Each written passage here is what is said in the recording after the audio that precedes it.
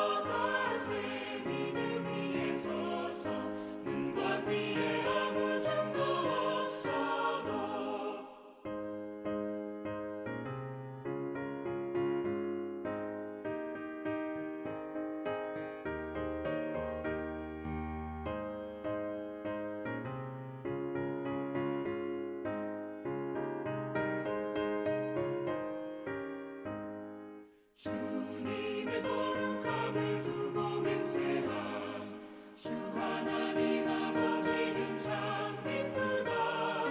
그 귀한 모든 약속 믿는 자에게 능치 못할 무슨 일이 있을까.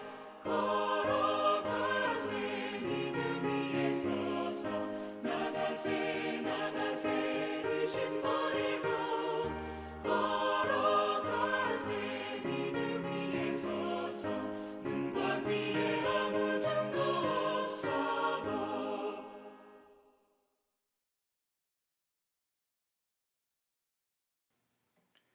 오늘 주신 본문의 말씀은 하박국 2장 2절서부터 11절입니다. 하박국 2장 2절서부터 11절 말씀입니다.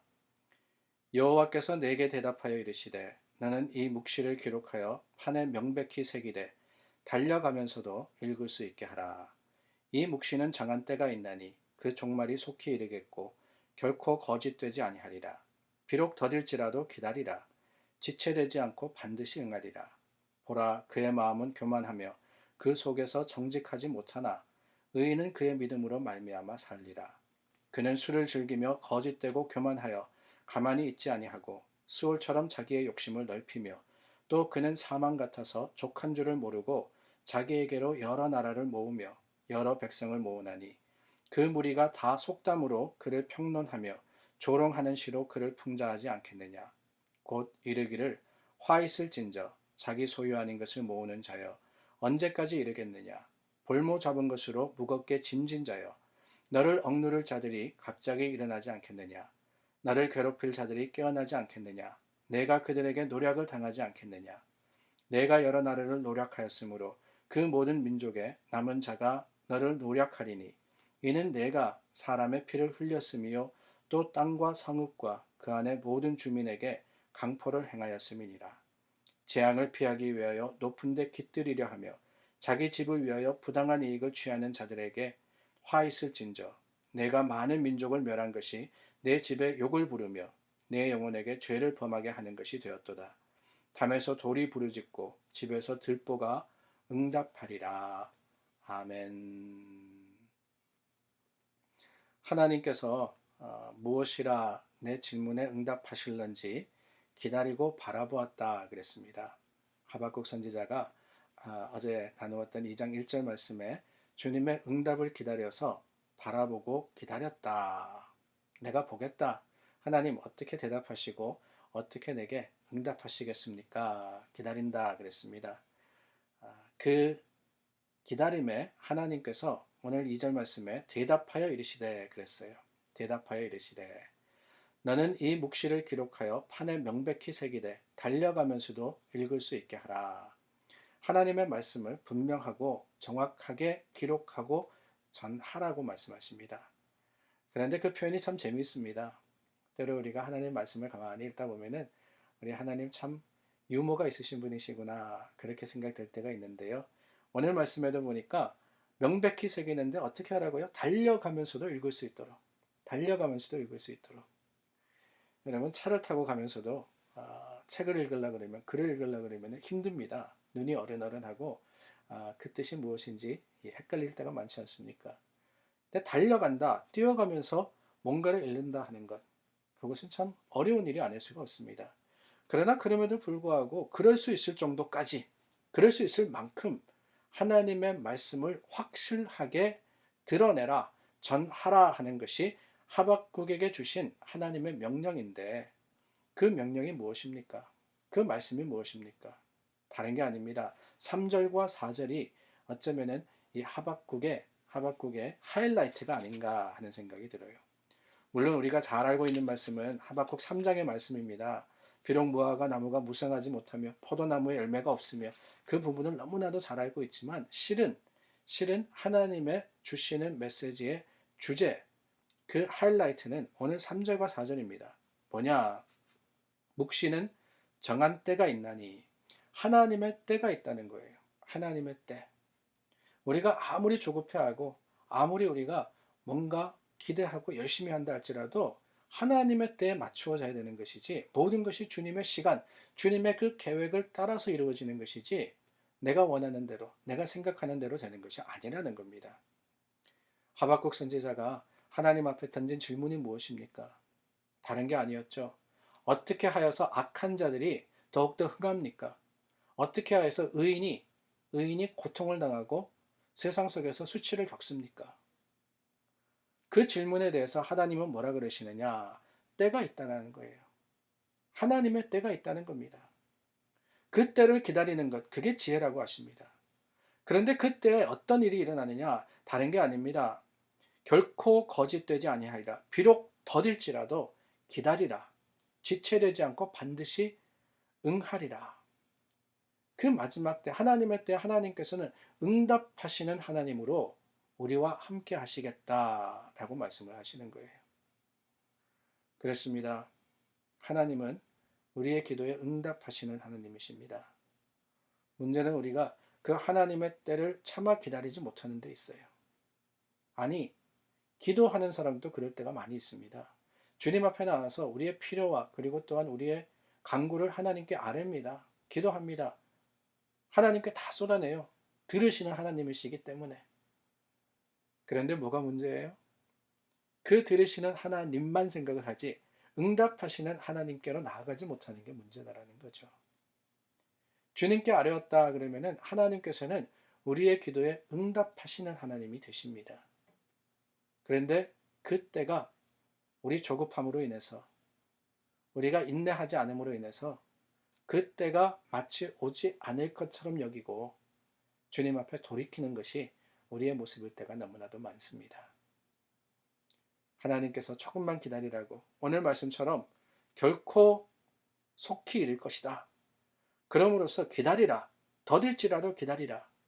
반드시 응하리라 하셨음에도 불구하고 그 약속을 붙들지 못할 때 우리는 종착점 앞에 가서 돌이키는 우를 범하게 되는 거예요. 그렇습니다. 때로는 하나님의 때가 그 하나님의 시간이 보이지 않을 때도 있고 느껴지지 않을 때도 있습니다. 그러나 여러분 조금만 더 참고 인내할 때 하나님께서는 더욱더 선한 방법으로서 우리를 이끄시고 인도하심을 기억하는 지혜로운 자들이 될 수 있기를 바랍니다. 그리고 4절 말씀에 가서는 보라 의인은 그의 믿음으로 말미암아 살리라 그랬어요.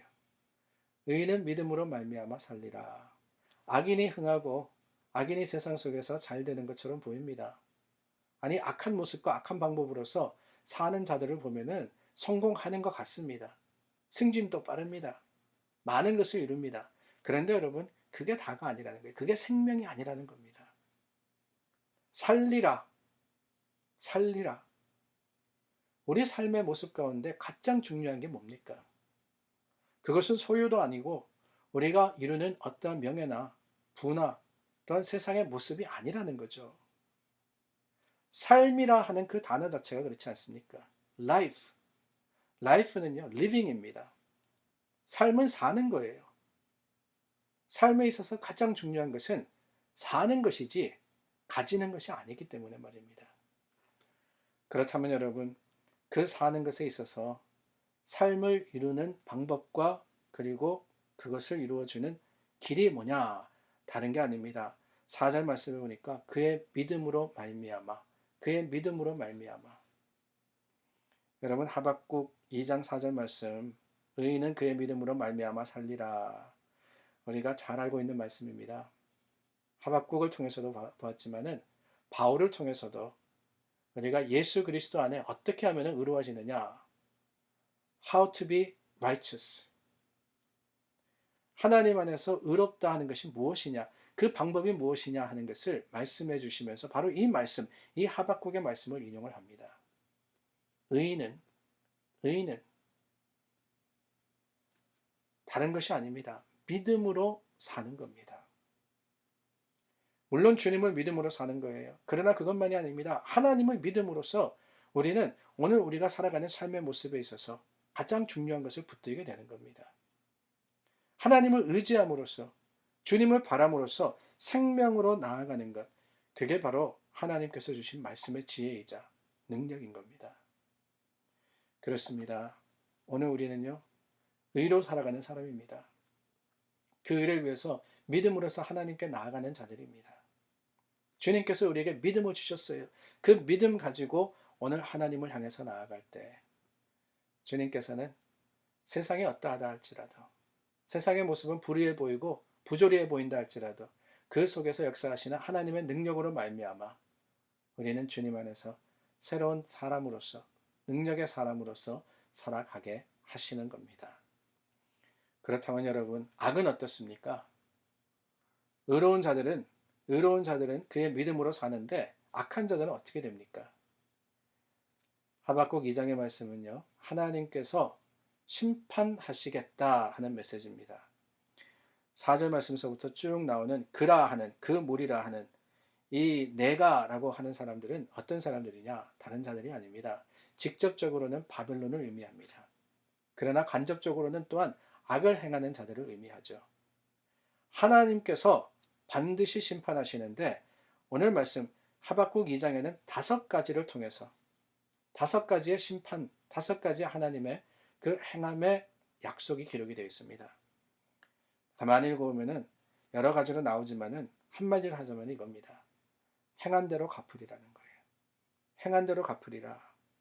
노력하면은 노력 당할 거고, 강포를 행하면은 강포를 당할 거고, 하나님께서 그들이 행한 대로 갚으실 것이다 라는 이 말씀을 볼 때 오늘 우리가 삶에 있어서 어떤 모습으로 살아갈 건가 다시 한번 생각하지 않을 수가 없습니다. 사랑하는 여러분, 하나님은 반드시 갚으십니다. 믿음은 의로 갚으시지만 악은 심판으로 갚으신다 하는 사실을 기억하고 오늘 지혜롭게 행하는 우리 모두가 될 수 있기를 예수님의 이름으로 축원합니다. 기도하겠습니다. 좋으신 하나님, 말씀 앞에 섭니다. 말씀이 경고가 됩니다. 오늘 말씀을 따라서 우리가 깨닫게 하여 주시고 그 깨달음을 통해서 믿음으로 살아가는 의인이 되게 하여 주시옵소서. 예수님 이름으로 기도드립니다. 아멘. 오늘 아침 우리 자녀를 위해서 기도합니다. 항상 금요일이면 우리 자녀를 위해서 기도하고 있는데요. 이 코로나로 인해서 집에 있는 시간이 길어지고 또한 이제 학교도 거의 대부분이 이번 학기, 이번 학년 마무리를 학교에서 하지 못하게 되었습니다. 여러분들께서 기억하여 주시고 아직 학교에 있는 자녀들 뿐만 아니라 각 가정에 주신 자녀들을 위해서 하나님의 말씀으로 양육하고 주님의 사랑으로 감싸 안을 수 있도록 우리에게 믿음을 주시고 또한 우리 자녀들을 지키시기를 구해서 기도해 주시기 바랍니다.